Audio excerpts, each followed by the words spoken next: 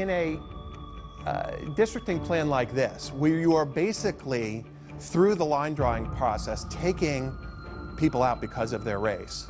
The horrific effect on American democracy that voter suppression has. That violates the 15th Amendment because it's as if you were disenfranchising African Americans. It is, gerrymandering is toxic to American democracy.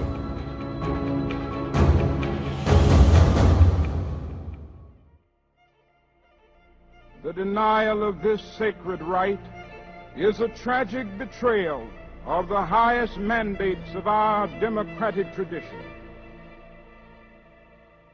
February 3rd, 1870.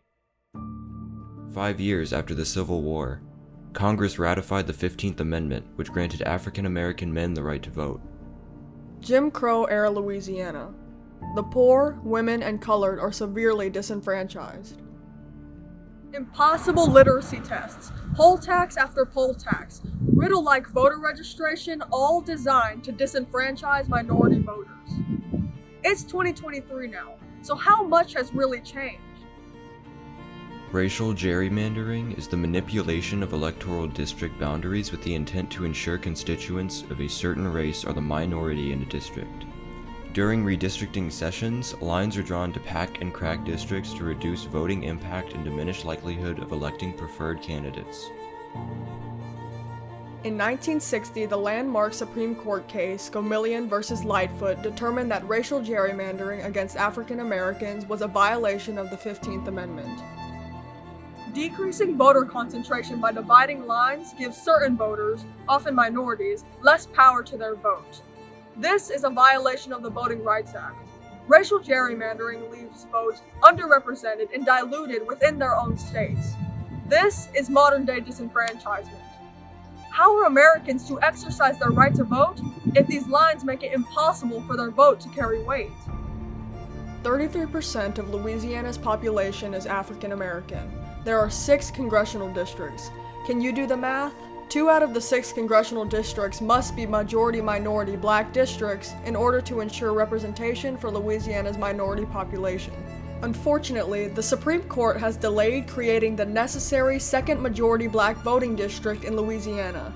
The map for the 2022 House races has white voters making up the majority in 5 out of 6 districts. However, the Census Bureau shows that only 62.4% of Louisiana citizens are white.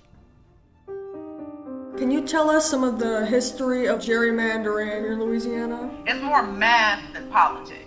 But politics is involved in it because we're relying on our elected people to actually decide and determine what these maps will look like. You know, we get a fair map, but I lose my district, right?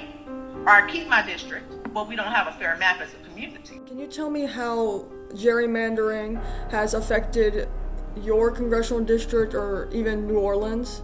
The way that the district is drawn has certainly helped the residents and the people of New Orleans have that representation. And you know, I see it as a good thing.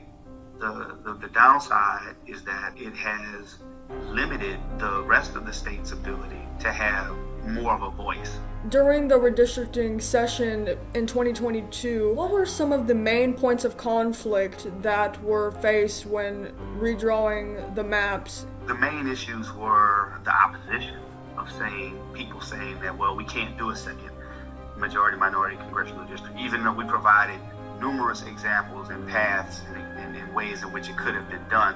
Why is the right to vote important to you?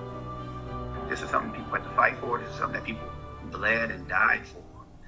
Even if there had not been that struggle for voting rights, voting is important because decisions are being made that impact my life. The record makes clear that Congress must restore the full protections of the Voting Rights Act.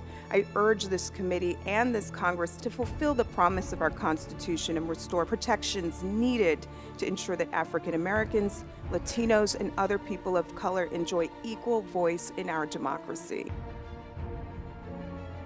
So our most urgent request to the President of the United States and every member of Congress is to give us the right to vote, give us the ballot, and we will no longer have to worry the federal government about our basic rights. If we were newly elected members of Congress, this is how we'd address this issue. During a redistricting cycle, this is how we would draw out our congressional map. We will place 2 majority-minority black districts, one in Congressional District 2, maintaining 53% black population, the other in Congressional District 4, running from Baton Rouge up through Shreveport to maintain a 54% black population.